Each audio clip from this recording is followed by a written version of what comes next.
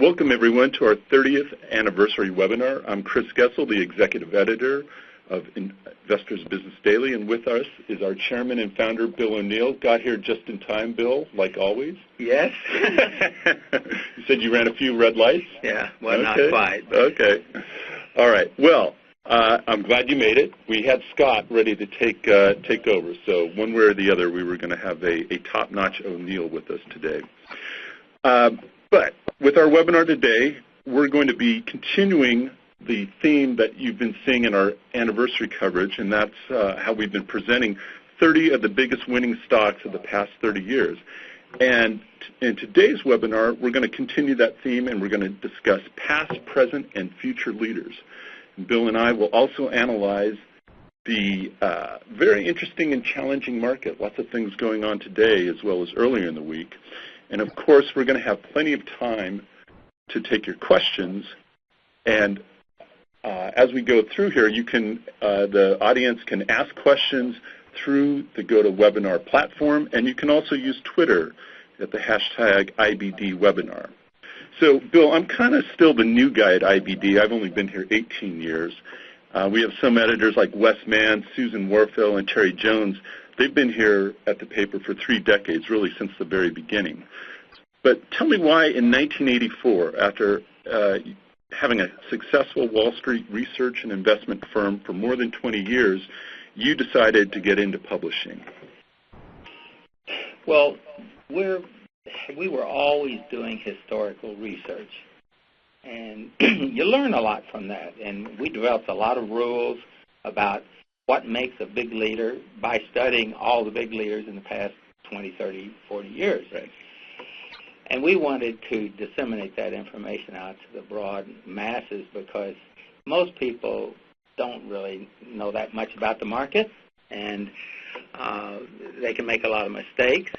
And yet it's a shame because this country is so successful because of all the liberty and the innovation that occurs constantly. Every cycle is led usually by 5 or 10 or 15 or so new leaders. And it's the same thing. It's somebody with a new product and earnings and sales are accelerating and the charts look good, and it's not that difficult to pick them out.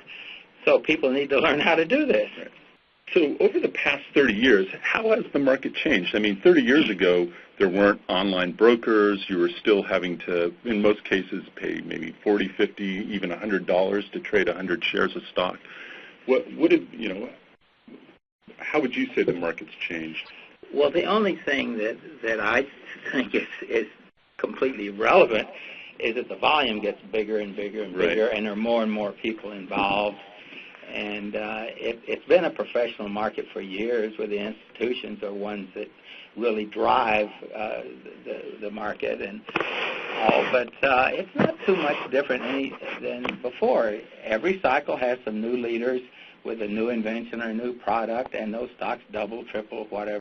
And the characteristics are all the same. The charts are the same. The earnings are the same. The sales. So if you learn how the leaders in the past have behaved, it's pretty much your set of rules for what do you look for in the future. Well, that's interesting that you say that, because that's one of the things that we want to talk about today is how essence of the stock market really stays the same, and that the leaders set up in the same way. They break out. The run-ups are very similar, and then the tops are very similar as well.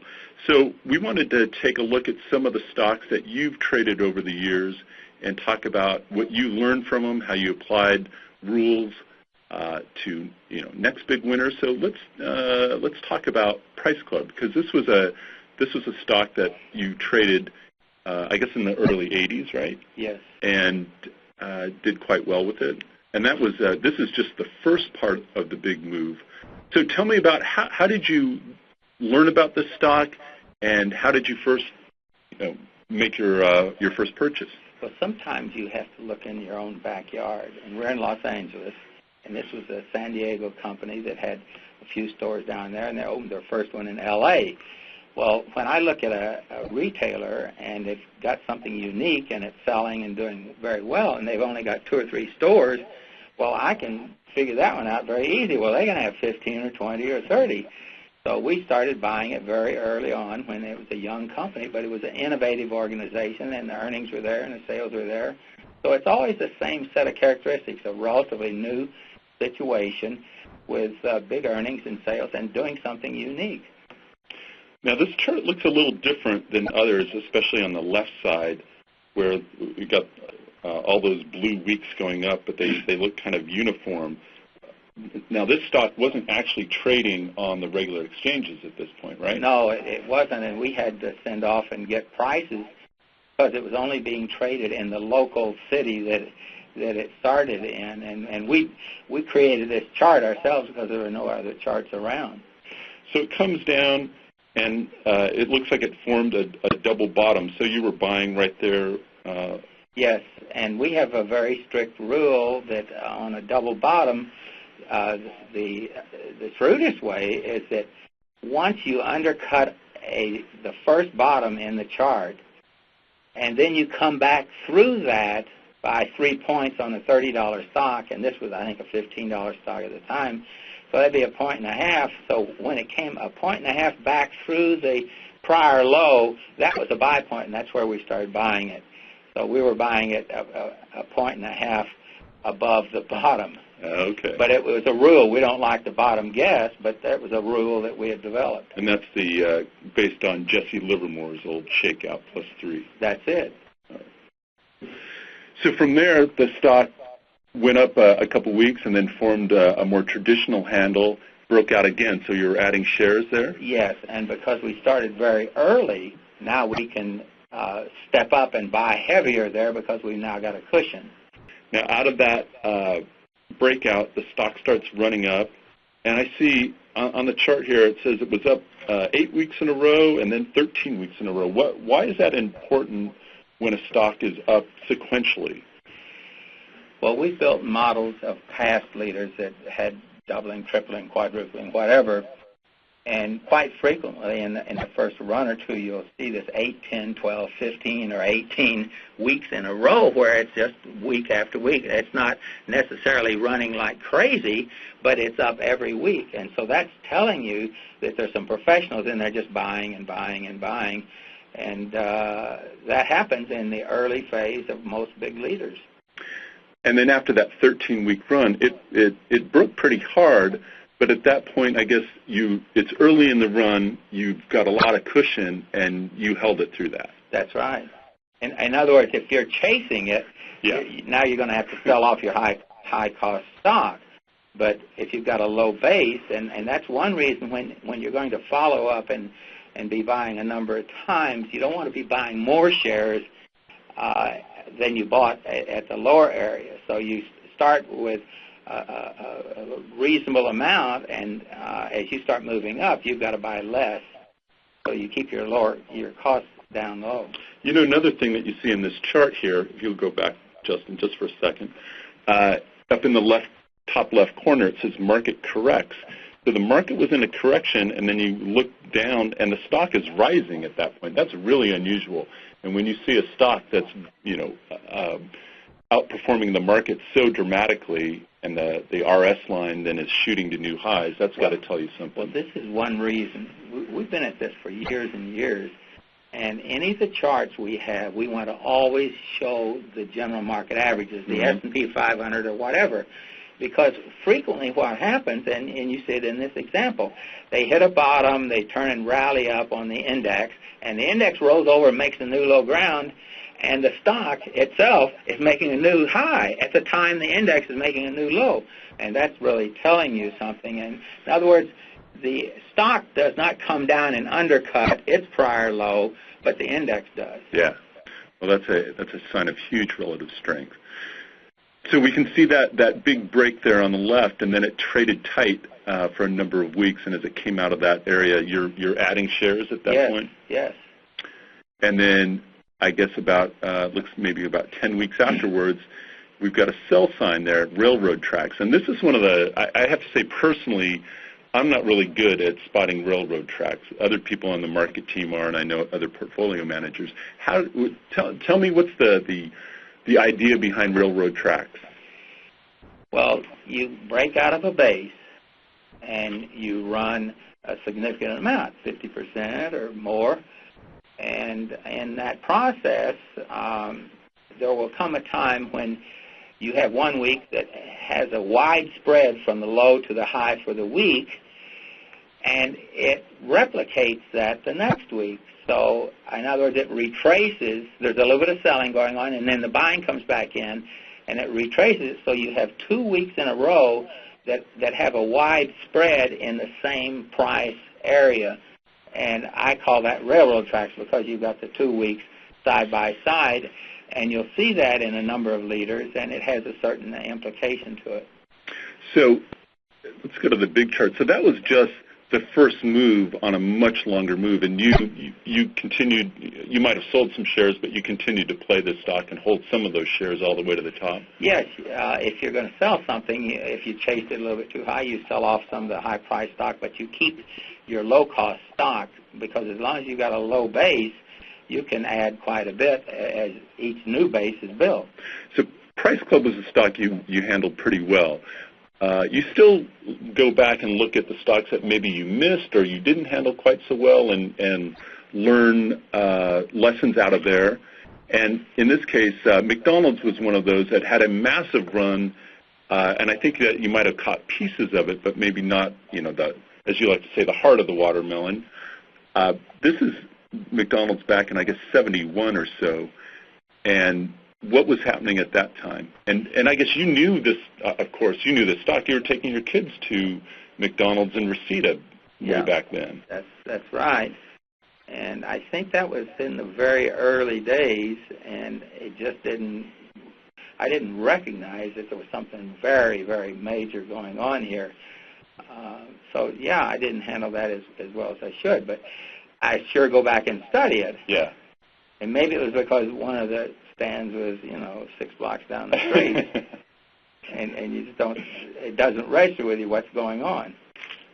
So it made a classic cup with handle and then broke out, and I mean, this is the most common chart pattern we see, especially at the beginning of runs. Yes, the classic, and it's not that difficult to read and recognize, and everybody should learn to recognize that pattern because that is the most dominant pattern of a big leader. Almost all of them will have that early on. And then from there, again, we see this, big run-up where it's up 18 weeks in a row. And along the way, you're adding at the 10-week line. Why does the 10-week line seem to work? I think it's because an institution, let's say you're an institution, a big mutual fund out of Boston, and you've got a couple $1 billion that you work with, and when you're going to buy a stock, if you want a 2% position, you've got to buy several 100,000 shares, so you can't buy all that in one day. So you're going to probably be buying it day after day after day for a while, and maybe after 10, 12 days, they back away for a little bit, hoping it'll pull back, but then they'll come right back in and they start all over again. So when you see a stock that's just inching up week after week after week, that's institutional buying going on. It's not the public. And then as it came to a top, it broke through a channel line, and that's when the stock is moving at a pretty good clip, and then it picks up. Well, you draw a line connecting 3 points, and you've got to be careful when you start drawing trend lines, because if you draw them at too short a time, your purpose is to get the true trend and rate of progression of the stock. So if you got that line correctly, when it goes through it the third time, it should be sold or cut back. Now, in this case, it got out of line, and you'd be selling it, and it built a base for maybe 3-6 months. Yeah, it looks about 6 months. And then it comes out of it and starts all over again. So you might be cutting back on a lot of it at that point because it's going through its uptrend line. Now, the key is you better plot that line correctly, and you don't want to plot it in too short a time. In other words, you wouldn't want to have 1 week and then 3 weeks later and 5 weeks. You want the true overall trend, and that's usually a little bit longer than that. And you also don't want to do it over successive bases. It's out of a single base and tracking it. Yes. You might, if it's a big leader, the stock doubles and then builds a whole new base and you start it all over again. Okay. That's a question that people often have, and I think that we typically look to find the first point after the stock has made its first pullback, and then we look at that peak. So that's where we usually start drawing it at that point. Well, let's take a look. We've talked about a couple past leaders, and now let's move to some current leaders. And the one that really stands out to me at least is Tesla. Big innovator in electric cars and really disrupting the whole car business, because now they've got a really nice high-end car that can go 270 miles between charge-ups, and that's a game changer. And I think the other thing that's really going to make a difference with this stock is in a couple of years when they come out with their, I guess it's called the E model, but essentially it'll compete against the BMW 3 Series and sell for about $40,000, which is a lot cheaper and puts it in reach of a lot more drivers. And again, if it has 200 miles of range or whatever they're talking about, again, that's going to be a huge game changer in the auto market. So this stock was interesting in that it started moving before its earnings came out. So that first breakout, they still didn't have positive earnings, but I guess about 6 weeks into the run, you see a big week up there, and that was when they first reported a triple-digit earnings report, and the stock really takes off, and that got it on our radar screen, and it started building a high tight flag. So it more than doubled, and now it just comes off a little bit, and it started then when it came through the old high, that was the buy point. Was that we had put it on leaderboard at that time. Was that a stock that you were trading as well? I don't remember exactly, but I'm pretty sure that we would be buying it there at that point, and it ran up some and then corrected and built another base, and we bought it coming back as it's coming out of that other base too. Now, something that was made this a little difficult out of that flag was a couple of weeks after the breakout, there was a downgrade, I guess, from Goldman Sachs, and it really sold off hard one morning. The stock came down near its 10-week moving average. But one thing I've learned from you and from working on leaderboard is we really try to wait till the end of the week, when possible, to make decisions on stocks. And in this case, it came down, rebounded, and closed in the upper half of the range for the week, and so we stuck with it. So that's something that can really prove helpful is holding if you're not underwater, if you're not 8% below it. Well, that's why it's important that you buy as it's coming out of a base. You buy at proper points so that you get a cushion and you can withstand the normal corrections that are going to occur. And I would be careful of selling a big leader just because XYZ big firm out of New York City says it should be sold or whatever. I can remember over the years that there were some people saying, well, this is way overpriced, and they wouldn't recommend it, and the stock would triple after that. So it ran up, and then when the market started correcting, I guess back in the fall, it went above the 10-week and then reversed and was down huge in big volume. That's when we put it on a sell signal at that point.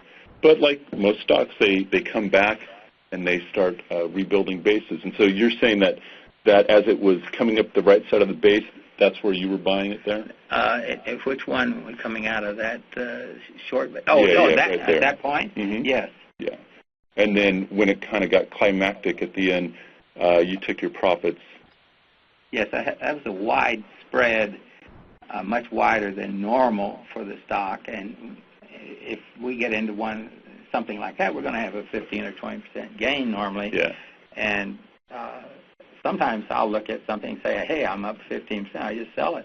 Yeah, we've talked about that a couple times recently, and a lot of times we say you should be holding for a 20, 25% gain. But in a market like this, which we're at least 3 years into a bull market from the 2011 bottom, you're much quicker to take profits? Well, Yes, and you're correct that most of the money is made in the first 2 years of the bull market, and the third year is kind of going back and forth and makes a little bit of headway, but it's not exactly the same. But sometimes I will look at something, and if I have a specific percent gain on it, I will just sell it and nail it down, because so frequently you'll buy something, it goes up, and you don't do that, and it comes back down, and you wind up selling it, and now maybe for a 3% gain rather than. So I've sold some stocks when they're up 15%, so 15, 20, whatever. It's worthwhile selling some stocks when you are ahead. And then, have you ever had one that you were ahead on? They came right back down, and you didn't make anything. More than you know. Yeah, so you got to learn to sell. You got to have selling rules, and don't be afraid to sell some things. Well, let's take a look at a stock we think might be a future leader, and that is GasLog. GLOG is the ticker, and this is a company that has a fleet of liquefied natural gas carrier ships.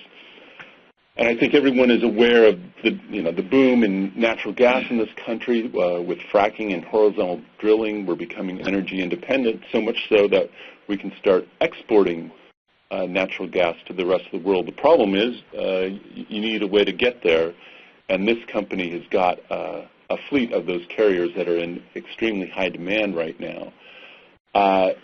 We, at least in Leaderboard, we kind of missed this early on because the volume was not that high, but then you see where it pulled back to the 10-week a couple months ago, and volume really started coming in, and then it hit our radar screen. So we've been waiting patiently for this stock to pull back again, maybe make a base. So maybe we've been too patient. Have you been able to do anything with this stock? I have to admit that I've been buying that stock. So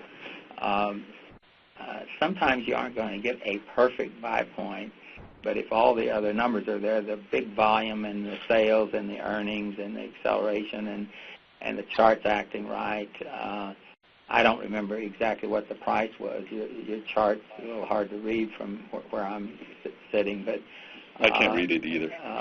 But it was a few weeks back. Yeah. Yeah. So we're, I think, we could be early in the cycle, and this is a stock that I, definitely keeping on my radar screen. And, but again, this reminds me a little bit of Price Club in that we've been in a correction since the beginning of March or so, and this stock has been going up the whole time. So look at that relative strength line; it's just shooting higher. So this is one. And on big volume. Yeah, huge volume. That's got to be some institutional buying that's in there. It's not the public. All right. Now, over the years, people have seen you at our seminars and maybe in some of these webinars. You're often talking about stocks like these that you refer to them as model stocks. And I know the firm has collected these stocks into different editions for different market cycles, and it's something that you use to better your skills. The portfolio managers use them. Down in IBD, we're all looking at them to increase our skills, and they usually start out something like this. Now, this is Brunswick, and from a very old chart book. Began with a couple to handle. Well, you can see that because I see a lot of scratching on there. And that's usually Justin's job, to go through these old charts and figure out what you were writing there and pull out the nuggets of wisdom and information. And what we've done is gone through a lot of charts that you've marked up over the years and also recently, and we created a new home study book, a model stock home study. And, for example, here's Brunswick. And so a lot of those annotations that you saw on the prior screen are right on there, and noting that this cup with handle looked like other cup with handles that appeared later on. The buy points are on there. The sell points are on there. And then ultimately where you should be taking profits, the climax top, noting the market action.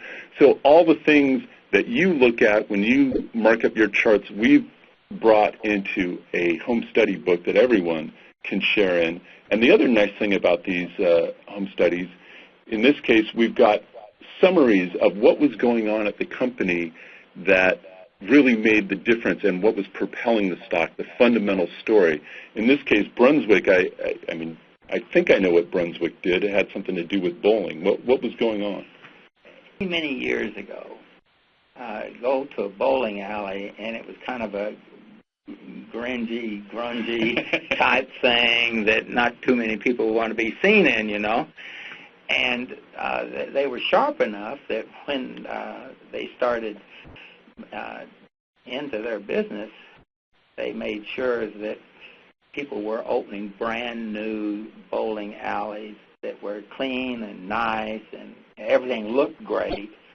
So they had the product there that was used in the bowling alleys, and the image of bowling changed dramatically, where it was something that anybody would want to go in and do. And of course, it was a bonanza for quite a while. Well, we've put together 145 of these stocks, and actually they were all handpicked by you. You annotated them all. Some of them, many of them, are based on old stocks that you traded yourself or had studied over the years and gone back and looked at them again and again and found new rules and things like that. The other thing that we have in this book is 2.5 hours of you talking about 25 of the stocks, giving the insight of what was going on at the time in the company, what were your thoughts at the time of why you were making your buys and adds and sells. So I can say we had a lot of fun working on this over the last almost a year, whether it was Jonathan in the education department, John in marketing, myself with editorial, and in the center of it was Bill working on these charts and complaining sometimes that we were giving you too many. I remember that. But I think it's really come together well. And it's going to be available in a couple weeks, but if you pre-order it today, you can get free shipping, and we'll have that out to you as soon as it's done. But we're really excited about this, and I think that the great thing about these model books is you can go back over and over. You just don't look at them once. It's something that you go back after each market cycle, and maybe something that you did wrong in your own stock, you'll notice one in that model book, and now you can make a rule and really be, it becomes more apparent. So you continue to use model books to this day. Well, yeah, because there are probably 7 or 8 types of base patterns, and you'll see that these are repeated over and over and over and over again. And then the big winner is the one that shows this pattern, and the earnings are starting to really take off. They're not just up 10%. They're up 50% or 100%, and the sales are strong. And there's some change, either new management or a new product. And each cycle in the stock market, and your cycle is normally 3 years up and a year down, and then you come back and do somewhat the same thing. And each cycle has brand new leaders. There will be a few that repeat from in the past, but they're usually new names, so you've got to know what did the past ones look like, because you're going to see in the next bull market several stocks that are exactly the same chart pattern, the same earnings, the same sales, and a brand new product or some new management, and all the institutions are starting to pile into the stock, and the stock triples. And if you've got that knowledge from past market cycles, it makes it a whole lot easier to hold a big winner in the next cycle. Well, what you're looking for is the real leaders. Who are the leaders in this current cycle? And find a logical point and price to buy it.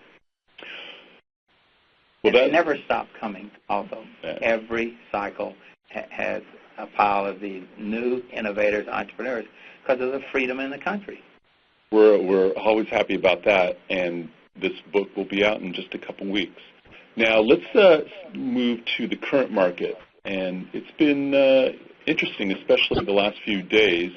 I mean, over the last year or so, it's been challenging for us because every time distribution days pile up and market leaders start breaking down, and we think the market is really going into maybe a deeper correction, even an intermediate 10, 12, 15% correction. It turns around and runs back up. And I know people who've been to the Level 4 and Level 3 seminars recently have seen a slide that I've used that shows the correlation between the S&P 500 and the Fed's balance sheet. And it's pretty remarkable. Since 2009, when the Fed has been engaged in quantitative easing and they've been buyers of bonds and injecting money into the economy, it's been going into the market, and it's pretty clear who the biggest buyer has been recently. Now, with the tapering, at some point that buying power is going to dissipate to the point where Wall Street doesn't think it's so important.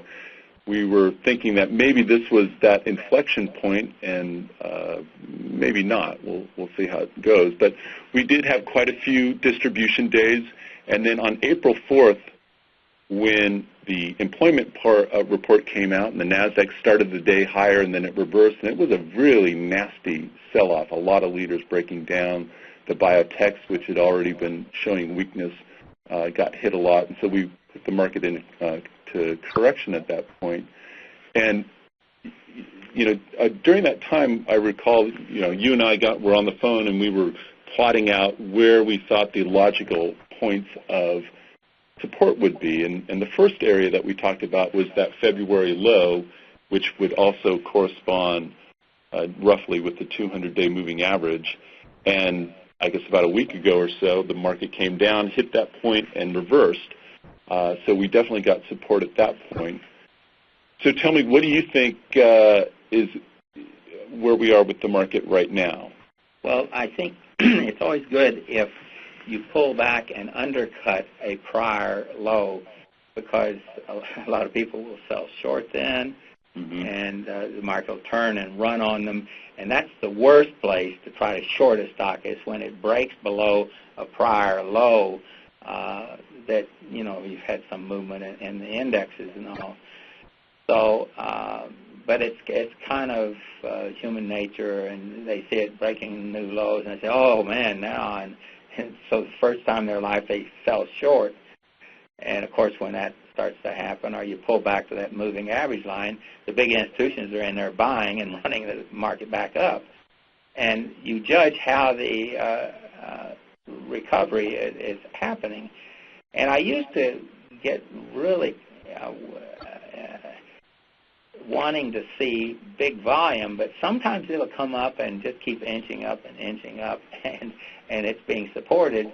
But some of these big players, the big institutions, the mutual funds in Boston and around the country, they don't want to just make things too obvious, and they don't want to run things up too much, so they're quietly buying day after day. And you've seen that when it got back to the long-term moving average, it got very support.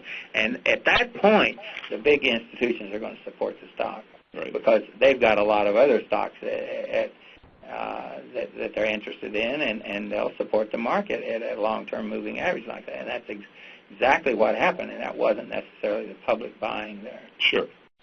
So it's still below the 50-day average, so it'll be interesting to see what happens there. I guess that's the next big test of whether it can really push higher. So you've got to know how to evaluate the general market. Is it an uptrend or downtrend, and when does it change?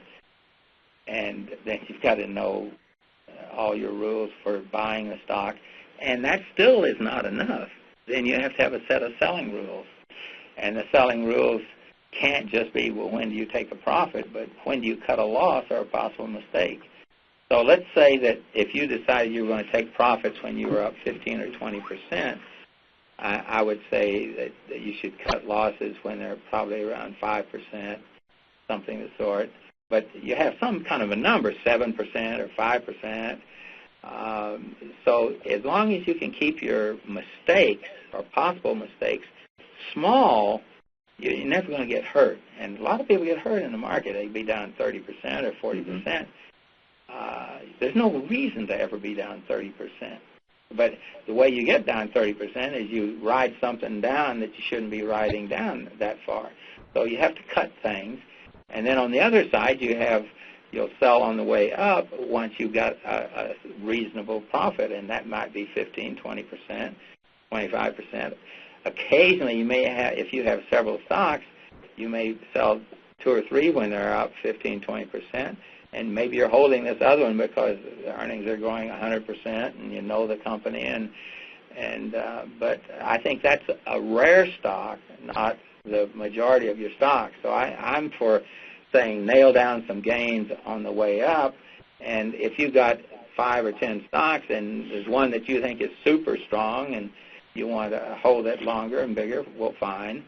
But at some point you're going to have to sell it. If you don't sell when a stock or a leader is advancing, we did a little study. When a leader finally tops, the ultimate correction will average being 70%. It's a big, big drop-off to watch those stocks fall off. You know, recently, with the earnings this week, we had some big moves on stocks like Netflix, Gilead, and Google. But since their earnings, they've all round trip. They're back below where they were before they came out with their earnings. So that's a little unusual with some of these stocks. And the other thing is today's action in the futures, the market, the NASDAQ was up like 1.5%. I think once it started trading, it was up 1.2, and it swung all the way to a half percentage point loss and recovered a little bit, by the end of the day was up 0.5%. But Apple did well, but even when Apple was up, how much was it up today? But, there was at a point where the rest of the market was down. What did you make of today's action? It's pretty wild. I wasn't watching that today as well as I should, so I don't want to make too many comments. Okay. Because I can't just stay glued right to the market all the time. You do other things than watch the market 24 hours a day? Yeah. All right. But you better keep track of the market, and particularly your stocks, and you need to use charts and learn how to interpret them a little bit, because it puts you into reality. I would want to make one thing clear, though. I never buy a stock just because of the chart. I look first, okay, how much are the earnings up? How much are the sales up? What's the return on equity? Is this the leader in its industry? And have they got a unique new product that's really selling and it's superior to everything else? So I want to understand, and I want the fundamentals to be there. Or otherwise, I'm not going to buy it just because the chart looks good. Well, let's take a look at some of the other indicators that we look at. And one is the put-call ratio. And that's a measure of fear. So when it's really high, that means people or institutions really are buying a lot of puts. They think the only way the market is going to go is down, and then it seems to go higher. And this is from our market charts page. And I guess right there at the bottom, the recent bottom, the put-call ratio went over 1.15, which has been a level where things have turned around recently. Now, this is something that you look at pretty closely. Yes, because it's a psychological measurement. It's talking about how are the masses and everybody in the market, are they really negative? And if they're selling puts at the highest level in a long, long time, they're probably going to be wrong. It's just like a put is like a short sale. And if you got a massive number of people historically going in there and shorting, it's going to turn and run up. So, yeah, I use it as a psychological measure, and we put the little dotted lines there because we know historically when they get to a very low point or a very high point, those are the areas that you maybe can have some advantage in understanding what's going on.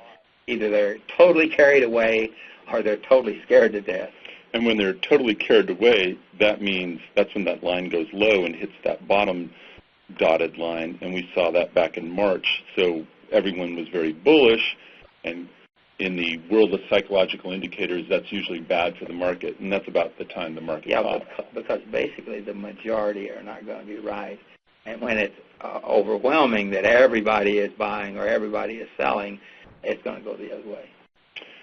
And let's look at one more of our indicators, and this is one maybe I focus on more than you do, but it's the Investors Intelligence Survey of Bulls and Bears.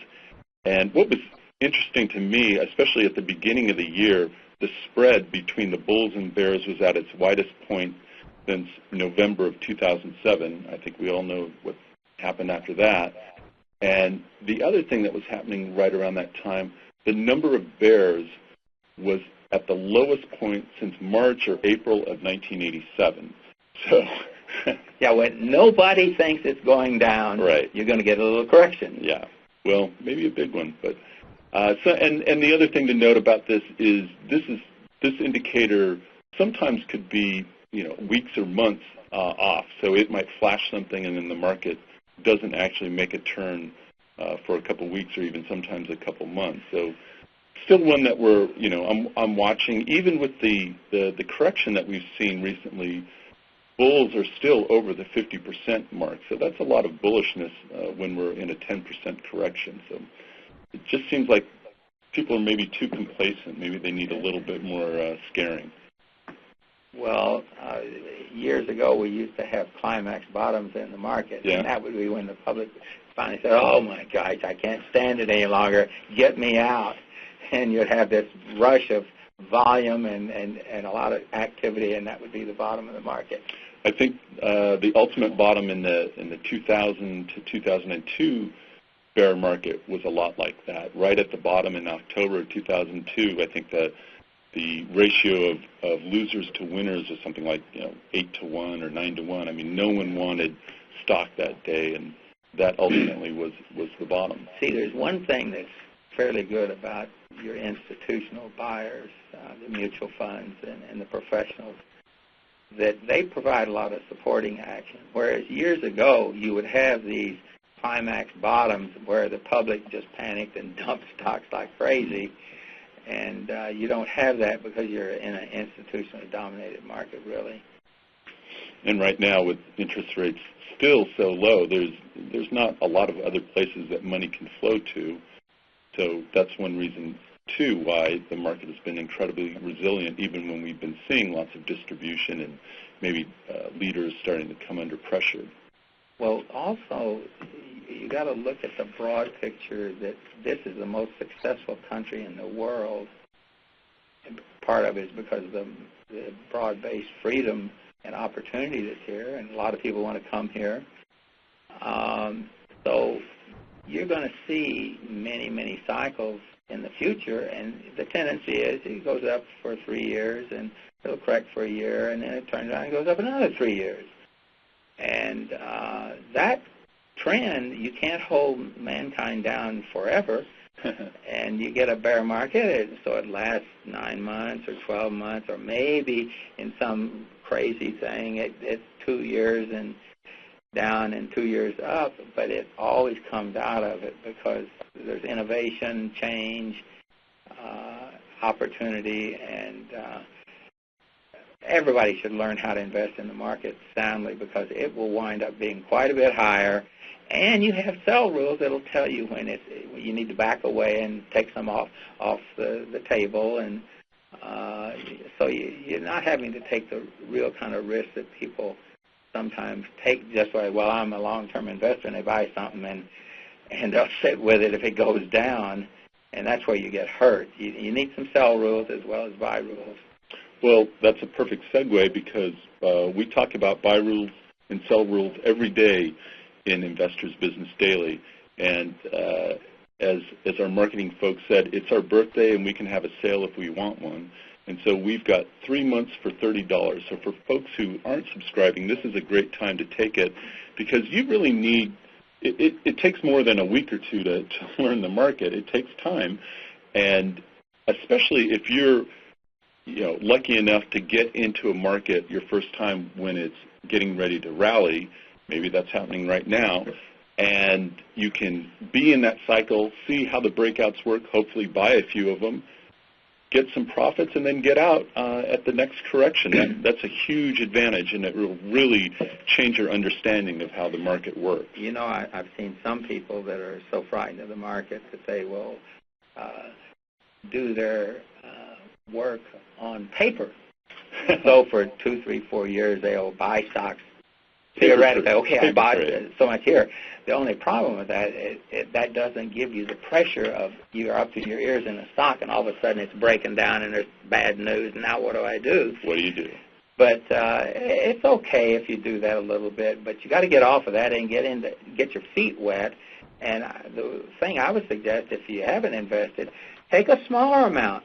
And even with $1,000, $2,000, you can learn, buy one or two stocks, and some will work and some will fall flat on their face, and you get the experience that way, and then slowly move into it. But the opportunity is very big, but it's like everything else. You have to put in some time to learn what you're doing, and you can't just do a little bit. You've got to do some reading, some studying, read one or two good books on the market written by people who made money in the market, not college professors necessarily. That's why How to Make Money in Stocks is a good book? Well, at least we made some money before we wrote the book. All right. With that, let's move to some questions, and it looks like we've got a lot of them. So, Justin, tell me, what are some of the big questions people are asking? Well, there's definitely a lot of questions on the market. So I'm going to go ahead and ignore the individual stock questions of, can you put up my stock real quick? And we'll just stick with the market ones. So one of the big ones, and this comes from a lot of new people, how important is it to follow the not buying rule when the market is in correction in the big picture?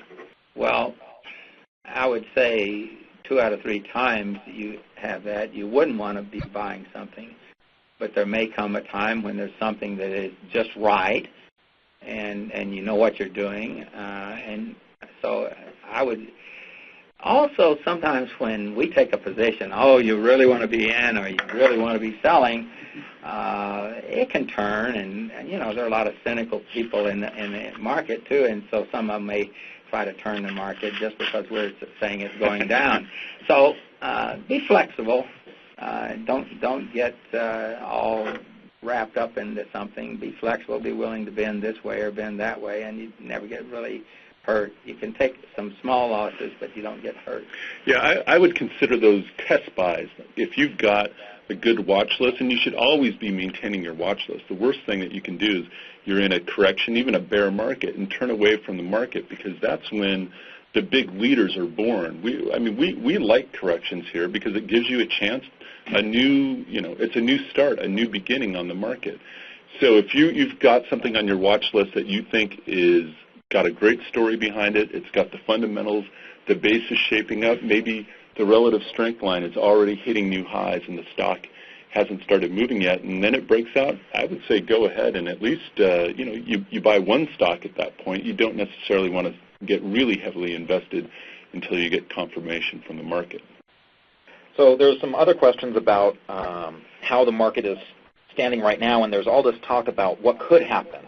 Are we headed for a collapse? So someone said that they heard that the Dow Jones was heading to 3,000, that we're heading for a very severe collapse. So what do you, and some people are saying that we're looking like the Great Depression, the 29. Well, I've heard those things every year for the last 20, 30 years, and I don't pay any attention to them at all, particularly when somebody's saying, this is going to be like the Big Depression, or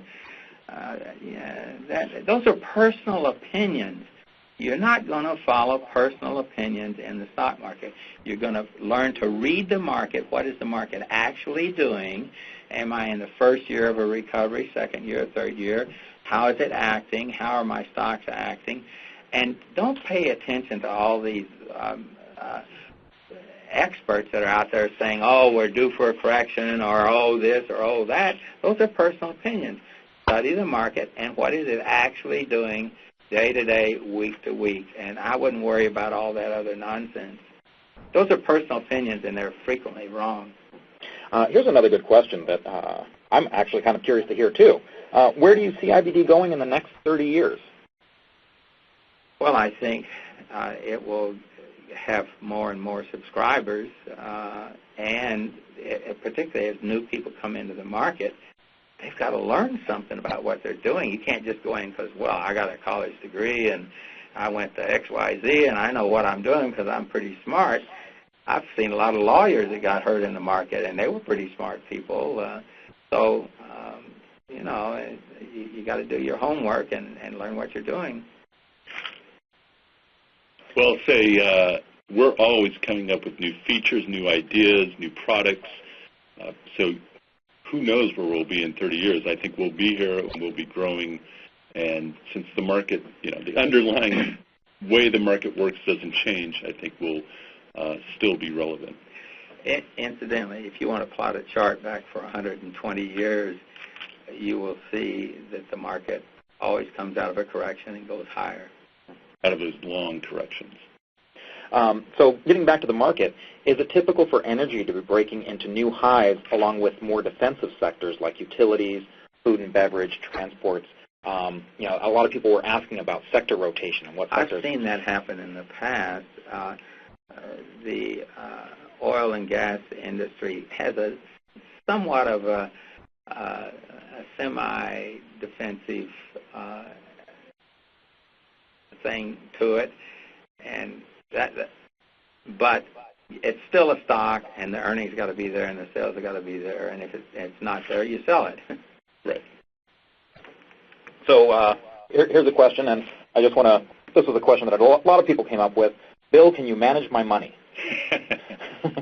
I'll tell you a very interesting story about that. We've given a lot of seminars, and I'll usually have somebody at each seminar. Some guy will come up, and he's very quiet off to the side, and he says,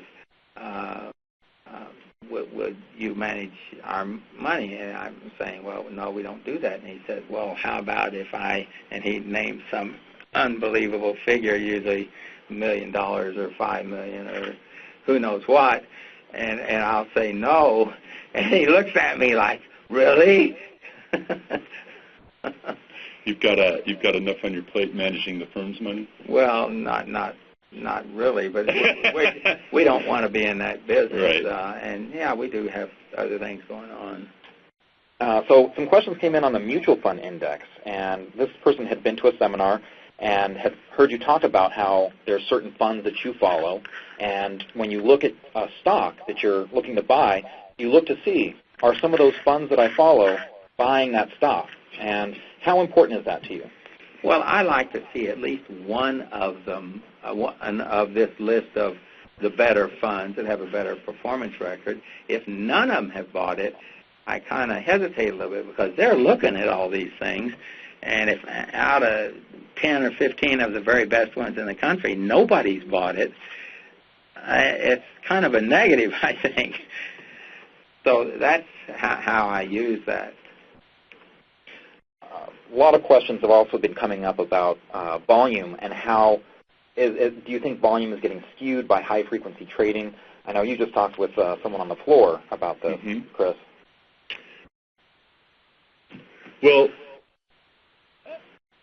when it comes to high-frequency trading, I guess there's two answers. The first is, let's take a step back. There's been a lot of high-frequency trading since, I guess, 2006, 2009, and last year, plenty of high-frequency trading. Well, what happened? The S&P was up 30%, and a lot of our indexes and leaderboard were up 40, 50. The sector leaders was up almost 90%. And I know a lot of readers who had great years that way. So when it comes to what we're doing in the market, it doesn't really affect buying and selling the biggest leaders. It's more, I guess, in the background. So while I think it's a problem and needs to be dealt with, it doesn't really affect us as intermediate-term growth investors in buying the best stocks because obviously the breakouts work, the pullbacks work, and when they hit topping signals, we sell them, and it's usually right. We've had some things that had a different name to them, but were doing somewhat similar 5 years ago, 10 years ago, 20 years ago. There's always some groups that have got their program selling, and I wouldn't worry about all of that. Just pay attention to your basics and forget all this. There's all kinds of things that people will say, oh, watch out for this and watch out for that. But it's a big marketplace. Yeah, I think it's a much bigger deal for institutions who might be trading 100,000 or 500,000 shares. They're really getting hit. But if you're trading, 500, 1,000, even 10,000 shares, it's a pretty small piece. And the other thing, let's also remember, high-frequency trading came out because of a change in regulations. This is in response to regulations. An unintended consequence, the market's always looking for some way to game the system, and that's the latest game. And I'm sure that there will be new rules that come out that will change the playing field and probably put some of the high-frequency trading out of business. But then I'm sure something else will pop up in its place. I've never felt over 20 or 30 years that these things have that much effect. If either a stock is right and everything is functioning, I wouldn't worry about all these different things that some group is supposedly doing. The market's a very big thing. Look how much volume trades every day. Millions and millions of shares. Okay, I think we have time for one more question. This kind of has to do with a little bit of the whole idea of when you sell a stock and, maybe at basis and then you want to buy it back. You ever, look at the wash sale rules and taxes to make any determinations of your buying and selling? I try not to look at the tax thing at all. I try to take a practical look at this. If you make money, you're going to pay some taxes. If you don't make money, you don't have to pay taxes. So make the money and pay your taxes. I would never buy something because of taxes or let that override should it be bought or should it be sold. Pay attention to the market, and if you make money, pay your taxes. All right. And with that, I think we've come to the end of our time. Bill, thank you very much for coming down today, and everyone who signed on and listened in. We really appreciate everyone's interest in these things, and we always put on some of the biggest financial webinars on the market, so we're always proud and happy that you're there with us. I want to thank everyone at IBD who helped make this happen today, and again, we've got the special, the 3 months for $30. We've also got the Model Stock Home Study book that's going to be shipping in a week or two. So again, thank you, everyone, and we'll be back on a webinar maybe in 6 months or so. What do you say, Bill? I hope we helped everybody. Okay, great. Good night.